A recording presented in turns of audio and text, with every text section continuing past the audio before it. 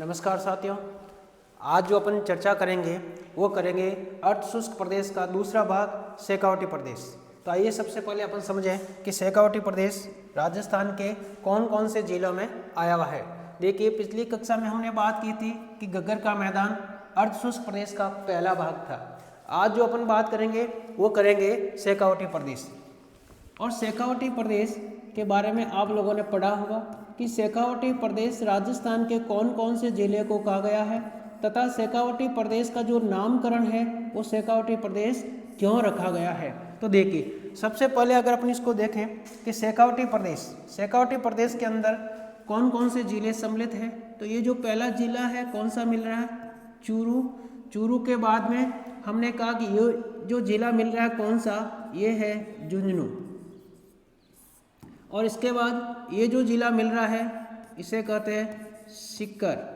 और ये दोस्तों याद रखना, ये जो नया जिला बना इस जिले को कहते हैं नीम का थाना। तो कितने जिले हो गए वर्तमान में 4 जिले हैं। इन 4 जिलों को शेखावटी प्रदेश कहते हैं। कौन कौन से 4 जिले? Number 1 Churu, number 2 Jhunjhunu, number 3 Sikar और नंबर 4 नीम का थाना। ये 4 जिले शेखावटी प्रदेश कहलाते हैं। अब शेखावटी प्रदेश क्यों कहलाते हैं, इसकी क्या विशेषता है? तो देखिए, सबसे पहले अपन नजर डालें, इस शेखावटी प्रदेश का जो नामकरण रखा गया है वो किसके आधार पर रखा गया, तो इन 3 जिलों के आधार पर। और फिर आप लोग कहोगे कि ये जो शेखावटी प्रदेश है यानी इस प्रदेश के अंदर ये जो बात की हमने, ये पूरा का पूरा भाग कौन सा होगा, शेखावटी प्रदेश। अब इस शेखावटी प्रदेश के अंदर क्या क्या विशेषता है, एक बार अपन नजर डालते हैं, इनको एक बार समझने की कोशिश करते हैं कि ऐसा कौन कौन से कारक हैं जो शेखावटी प्रदेश इसको कहते हैं। पहला जो रीजन है इसका दोस्तों, यहाँ पर इस प्रदेश के अंदर शेखावत जाति के जो लोग हैं, यानी जो एक पहली विशेषता क्या है कि एक तो है कि यहाँ पर जो भाषा बोली जाती है, कौन सी भाषा, शेखावटी भाषा। तो शेखावटी भाषा के आधार पर, या फिर हम कह सकते हैं यहाँ पर शेखावत जाति के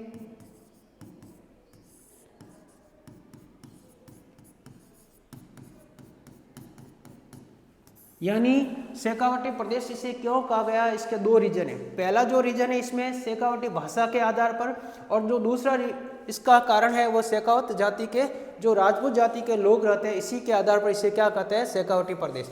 फिर आप लोग कहोगे शेखावटी प्रदेश राजस्थान के किन किन जिलों में फैला हुआ है, तो जिलों की बात होगी, क्योंकि वर्तमान में कितने जिले हैं, 4। तो 4 जिलों के अंदर, और 4 जिले कौन कौन से, जिसमें हम कह सकते हैं कि चूरू, सीकर, झुंझुनू और नीम का थाना, इन 4 जिले को शेखावटी प्रदेश कहते हैं। आपसे पूछा जाएगा कि निम्न में से कौन सा जिला है जो शेखावटी प्रदेश के अंदर नहीं आता है। नंबर 1 कौन सा, इसमें हमने बात की चूरू, नंबर 2 नीम का थाना, नंबर 3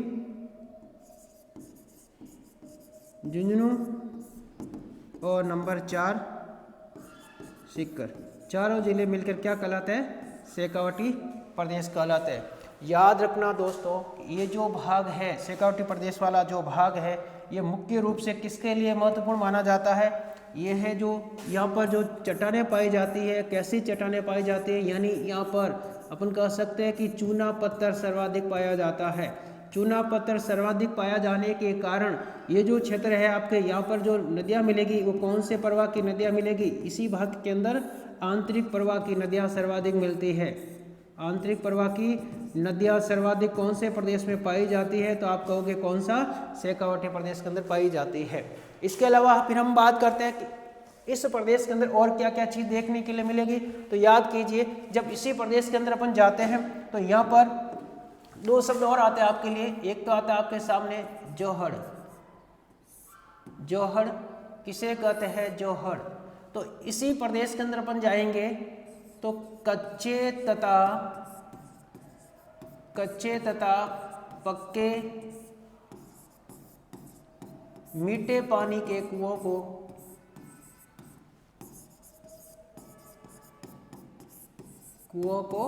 जोहड़ कहते हैं। कौन से प्रदेश में, याद रखना कौन से प्रदेश में कहते हैं, तो हमारा आंसर होगा शेखावटी प्रदेश के अंदर।